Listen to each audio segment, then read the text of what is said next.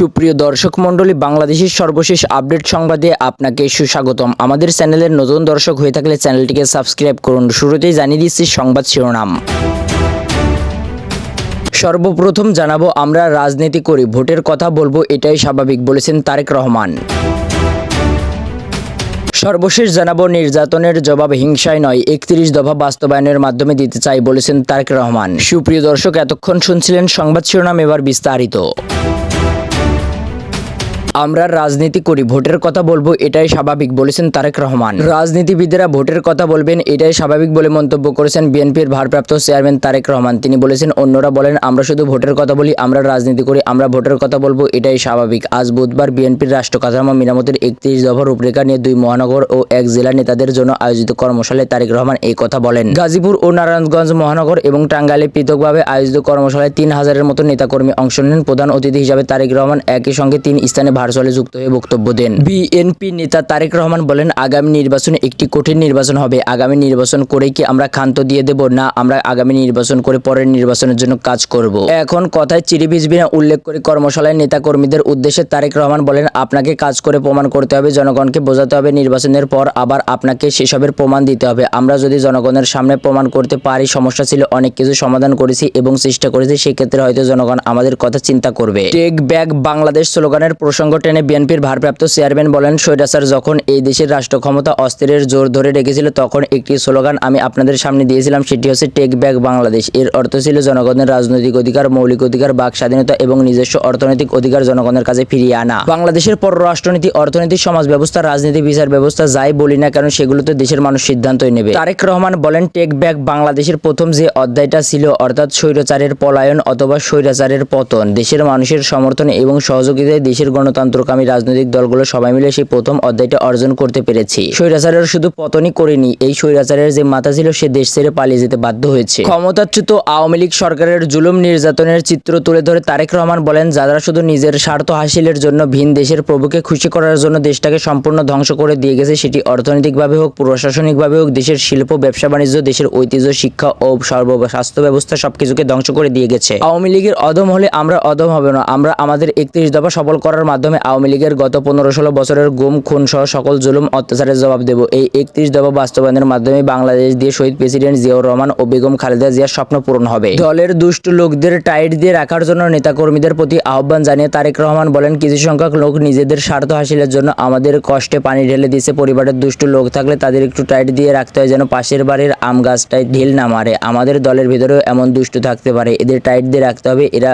বুঝে হোক বা না বুঝে হোক দলের ক্ষতি করে ফেলছে। গাজীপুর শহরের বঙ্গতাজ অডিটোরিয়ামে আয়োজিত কর্মশালায় সভাপতিত্ব করেন মহানগর বিএনপির সভাপতি শওকত হোসেন সরকার। বিএনপির মিডিয়া সেলের সদস্য আনিসুর রহমান তালুকদারের সঞ্চালনায় উদ্ভাবনী বক্তব্য দেন বিএনপির যুগ্ম মহাসচিব শহীদ উদ্দিন চৌধুরী অ্যানি। প্রধান আলোচক ছিলেন বিএনপির ভারপ্রাপ্ত চেয়ারম্যানের উপদেষ্টা মণ্ডলীর সদস্য মাহদি আমিন। অন্যদের মধ্যে বক্তব্য দেন বিএনপির ঢাকা বিভাগীয় সাংগঠনিক সম্পাদক কাজী সাইয়েদুল আলম, বীর মুক্তিযোদ্ধা হাসান উদ্দিন সরকার, মাজারুল আলম গাজী, মহানগর বিএনপির সাধারণ সম্পাদক মঞ্জুরুল করিম প্রমুখ। টাঙ্গাইল শহরের শহীদ স্মৃতি পৌর উদ্যানে আয়োজিত কর্মশালায় স্বাগত বক্তব্য দেন বিএনপির প্রচার সম্পাদক সুলতান সালাউদ্দিন টুকু। প্রস্তাবিত 31 দফার নানা দিক তুলে আলোচনা করেন বিএনপির মিডিয়া সেলের আহ্বায়ক মওদুদ হোসেন আলমগীর। জেলা বিএনপির সভাপতি হাসানুজ্জামিল শাহিনের সভাপতিত্বে অন্যদের মধ্যে বক্তব্য দেন কেন্দ্রীয় বিএনপির শিশু বিষয়ক সম্পাদক আবুল কালাম আজাদ, ঢাকা বিভাগীয় সহ সাংগঠনিক সম্পাদক বেনজির আহমেদ, সাংস্কৃতিক বিষয়ক সম্পাদক সাইদ সোহরাব, সহ প্রশিক্ষণ বিষয়ক সম্পাদক রেহেনা আক্তার, কার্যনির্বাহী সদস্য ওবায়দুল হক, বিথিয়া বিনতে হোসাইন, জেলা বিএনপির সাধারণ সম্পাদক ফরহাদ ইসলাম প্রমুখ।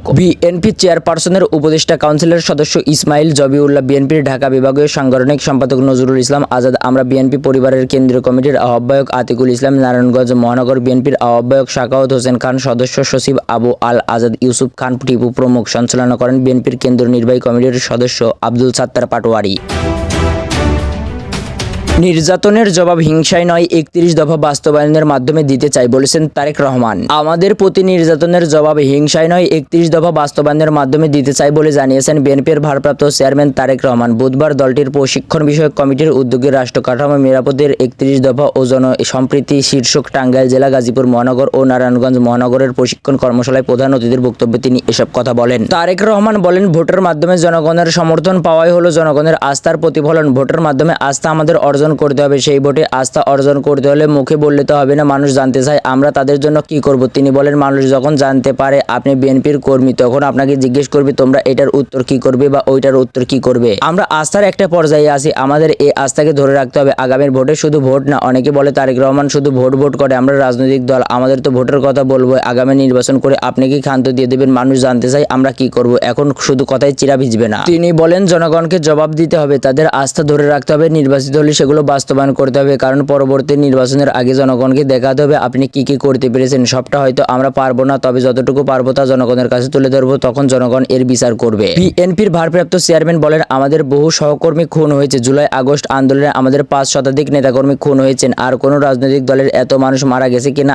আমরা তা জানি না। গত 16 বছরে আমাদের বহু নেতাকর্মীর বাড়িঘর, ব্যবসা প্রতিষ্ঠান ভেঙে দেওয়া হয়েছে। তিনি বলেন, আমি ব্যক্তিগতভাবে বললে আমার উপর নির্যাতন হয়েছে, আমার বাবাকে হত্যা করা হয়েছে, আমার মাকে নির্যাতন করা হয়েছে, আমার ভাই তাদের অত্যাচারে মারা গেছেন। আমরা এই নির্যাতনের জবাব যদি তাদের মতোই দিই তাহলে তো হবে না। তারা অদম বলে আমরা অদম হব নাকি? আমরা এর জবাব 31 দফার সফল করার মাধ্যমে দেব। মানুষের অধিকার প্রতিষ্ঠা করতে পারলে তাদের জবাব দেওয়া হবে। তারেক রহমান বলেন, এখানে যারা আছেন প্রত্যেকের নামে একটি হলেও গায়েবী মামলা আছে। এত নির্যাতন সহ্য করে জেল খাটছেন, আপনারা কষ্ট করেছেন কেন? আপনাদের এমন কাউকে সুযোগ দেবেন যে কষ্টে সব পানি ঢেলে দেবে? কিছু লোকে অর্থ স্বার্থ হাসিলের জন্য আমাদের সব কষ্টে পানি ঢেলে দিচ্ছে, কেন তাদের সেই সুযোগ দেবেন আপনারা? তিনি বলেন, মানুষ বিএনপির দিকে তাকিয়ে আছে, আপনাদেরও জনগণের দিকে তাকাতে হবে। আপনাদেরও বুঝতে হবে কি করলে জনগণ আপনাকে আরো পছন্দ করবে। আপনার অধীনে অনেক নেতাকর্মী থাকবে, তাদের দিকে লক্ষ্য রাখতে হবে। নেতাকর্মীদের উদ্দেশ্যে বিএনপির ভারপ্রাপ্ত চেয়ারম্যান বলেন, আপনাদের মানুষের কাছে পৌঁছাতে হবে, জনগণের আস্থা ধরে রাখতে হবে। এই আস্থা ধরে রাখার দায়িত্ব আপনার, এটা জনগণের দায়িত্ব না। আমরা নিজেদের সংযত করব এবং আমাদের সহকর্মীদের সংযত রাখতে চেষ্টা করব। মানুষ চায় না এমন কোনো কাজ আপনি করবেন যেখানে আপনাদের আস্থার সংকট দেখা যাবে। তিনি বলেন, স্বৈরাচার যখন জনগণের অধিকার বঞ্চিত করে অস্ত্রের মুখে ক্ষমতা ধরে রেখেছিল তখন আমি বলেছিলাম টেক ব্যাক বাংলাদেশের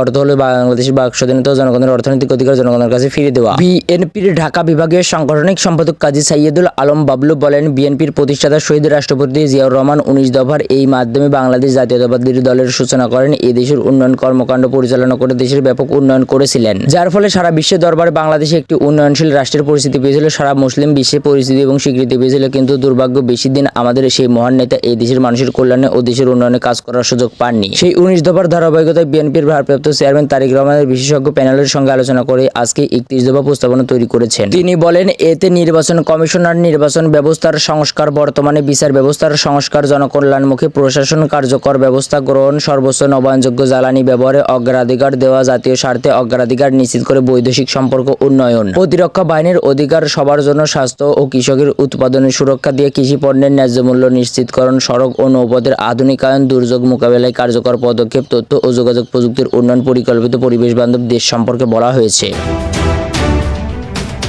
সুপ্রিয় দর্শক, এই ছিল এখনকার সর্বশেষ বাংলা আপডেট সংবাদ। পরবর্তী বাংলা আপডেট সংবাদ পেতে আমাদের 365 নিউজ এক্সপ্রেস চ্যানেলটিকে সাবস্ক্রাইব করে বেল আইকনটিকে বাজিয়ে রাখুন। আপনার মূল্যবান মন্তব্য জানিয়ে দিন আমাদের কমেন্ট বক্সে, আর ভিডিওটি শেয়ার করে অন্যকে দেখার সুযোগ করে দিন।